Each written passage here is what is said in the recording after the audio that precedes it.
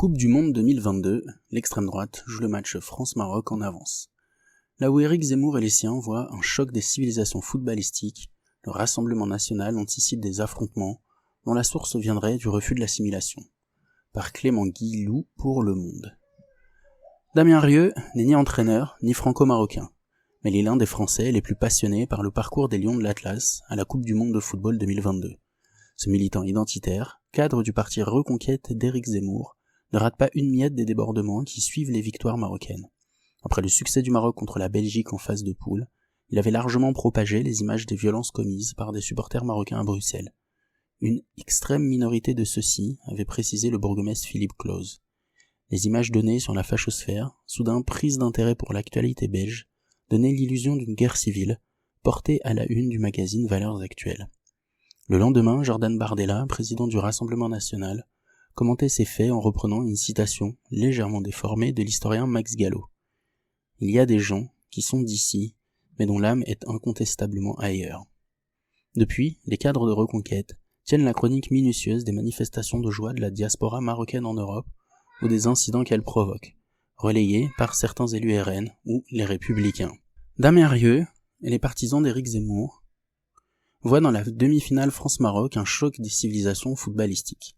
Constatant le soutien du continent africain et du monde musulman au Maroc, premier pays de la région accédant aux demi-finales du mondial, il repeigne cette demi-finale en un match entre la Oumma, la communauté des musulmans, et l'Occident, ou en nouvel acte d'une colonisation fantasmée de la France par le Maghreb. Dimanche 11 décembre sur BFM TV, Zemmour a repris le couplet entamé en son temps par Jean-Marie Le Pen, laissant entendre que l'équipe de France était, à ses yeux, composée de trop de joueurs issus de l'immigration. Il faut que l'équipe ressemble au pays. Imaginez l'équipe du Maroc s'il y avait 10 joueurs qui s'appelaient François et Jean-Claude dans l'équipe du Maroc. Je pense que le roi s'interrogerait. Dans la même émission, le polémiste a estimé qu'un franco-marocain n'avait d'autre option que de soutenir les Bleus, jugeant que les Français d'origine italienne ou portugaise ne se posaient pas la question. Le signe d'une inquiétante amnésie lorsque l'on songe aux multiples reportages dans les communautés originaires de ces deux pays avant les finales France-Italie, Coupe du Monde 2026, et France-Portugal à l'Euro 2016. Le RN entretient un rapport plus distant avec le football, avec la polémique et avec Éric Zemmour. 3 bonnes raisons de ne pas se laisser entraîner sur le terrain de la guerre des civilisations des Français de papier, d'autant que l'un de ses marqueurs historiques, la suppression de la double nationalité, a été gommé en catimini du programme présidentiel par Marine Le Pen en 2022. Vu de RN, il n'y aurait désormais nulle raison de bouder la fête qui s'annonce pour les franco-marocains. Marine Le Pen s'est d'ailleurs abstenue de toute déclaration sur le sujet et se contente de féliciter des succès des Bleus qu'elle soutient davantage depuis qu'ils gagnent et chantent la Marseillaise. Que des supporters marocains ne se comportent pas bien, il faut s'y attendre, mais c'est une question policière, on n'en fait pas un combat de civilisation, explique Philippe Olivier, conseiller spécial de Madame Le Pen. Pourvu que ce soit une fête, un spectacle, que chacun comprenne que ce n'est pas la guerre. Je comprends les franco-marocains qui disent c'est comme choisir entre mon père et ma mère. Chacun règle ses problèmes d'allégeance affective comme il l'entend.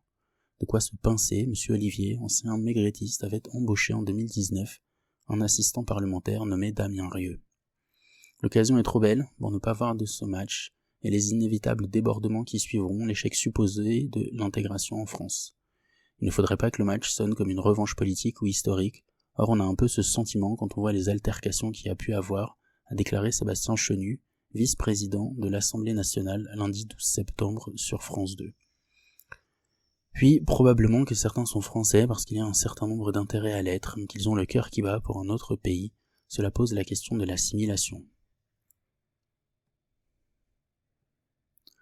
Jordan Bardella, interrogé le matin même sur BFM TV RMC, anticipait également des dégradations liées à la repentance communautariste, à 30 ans d'échec de la politique d'immigration et notamment d'assimilation, après avoir de nouveau cité Max Gallo. Ouais, donc à part le Philippe Olivier, là, conseiller spécial que personne ne connaît, le RN continue quand même à faire du RN. Il est bien charitable cet article. De l'historien d'origine italienne disparu en 2017, le président du RN n'avait pas choisi ces mots, prononcés lors d'un débat sur l'identité nationale en 2007. Et alors là, c'est citation de Max Gallo.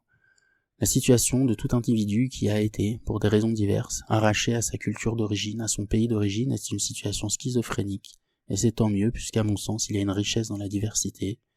Il faut user de pédagogie auprès des nouveaux Français et leur dire « c'est normal que vous ayez une souffrance parce que vous avez été arraché à un lieu ».